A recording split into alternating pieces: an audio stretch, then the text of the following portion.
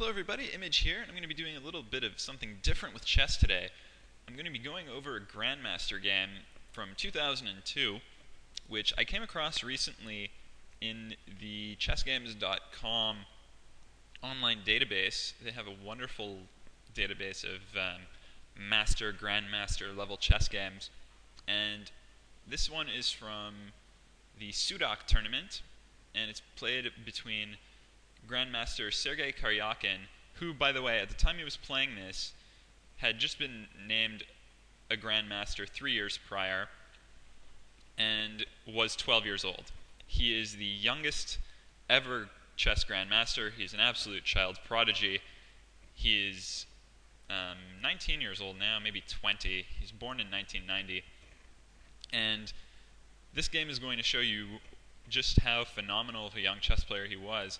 He was playing against Vasily B. Malinin, who was rated 24-34 at the time of this tournament. Was probably an international master. So, no slouch. But in this game, spoiler warning, no match for the child prodigy. So without further ado, let's get into the game here. Karjakin opens up with the king's pawn opening, e4.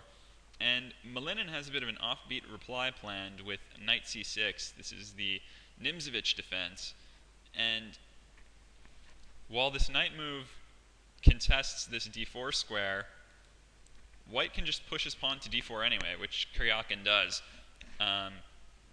because the queen is defending that.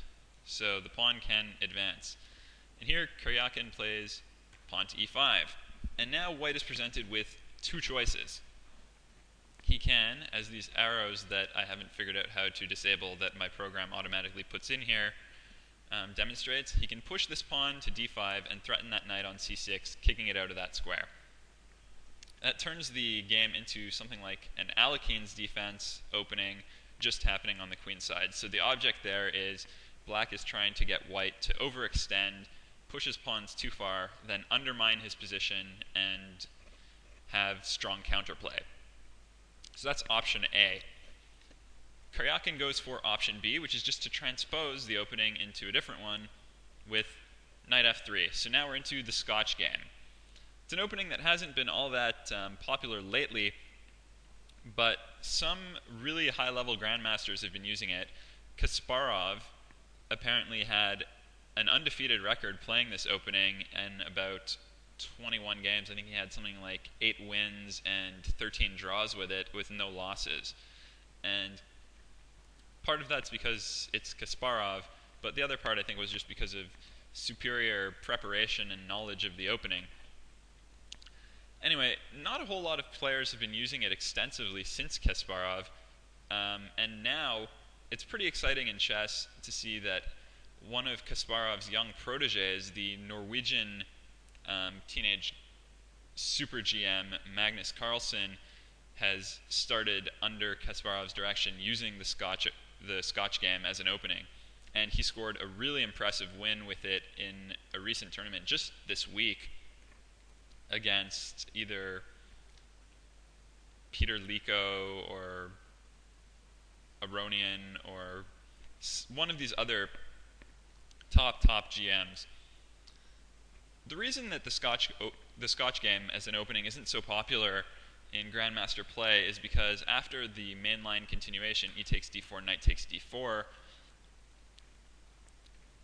all of the tension in the center has been resolved really, really early. Now, these arrows are showing one possible plan for black here, which is to bring the queen out to h4 and threaten this e4 pawn. That's actually not a mainline move in the Scotch game.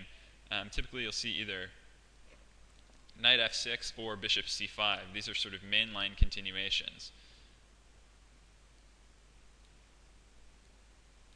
But Malinin actually does play this queen h4 move, which is a viable move, though more recent opening analysis has tended to frown on it.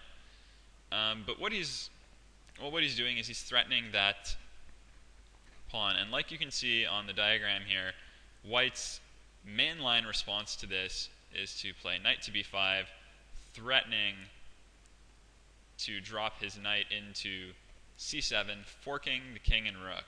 So black cannot really have that. And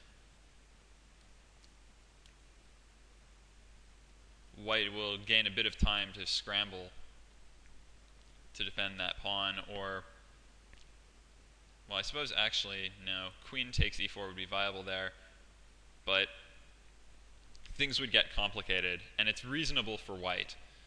But white is going to opt for an even more aggressive defense with knight c3, and this is actually a gambit line. He's going to end up offering black this e4 pawn in exchange for some pretty serious compensation, which we're about to see. So the way this line continues is that black plays bishop to b4. So now white had moved this knight to defend this pawn. Now that knight is pinned to his king. He's not defending that pawn anymore because that knight can't move. And white could perhaps defend this pawn with a move like bishop d3, but that falls to a really obvious problem. If white plays bishop d3, then it blocks the queen's defense of this knight, and black captures it. So bishop d3 is terrible. So how does white defend this pawn? He can't push f3 to defend it because that pawn is pinned by the queen.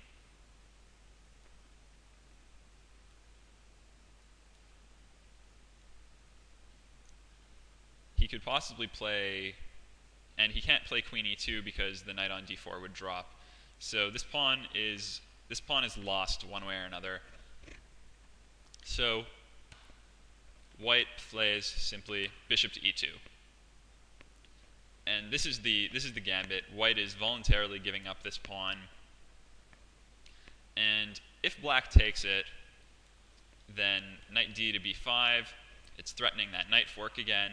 And the best way that black has to defend this is actually to just slide his king over to d8. And after white castles to get rid of this threat against g2, white has some strong compensation for this pawn that he's given up. He's going to have an easier time developing his pieces. He has more developed already. He's going to gain time and develop pieces while kicking the black queen around the board. And he should be able to mount some pretty strong pressure. So that's what happens if black immediately takes the pawn. But going back to our critical position here, Malinin doesn't. He just brings out the knight to f6. He adds some more pressure to this pawn instead.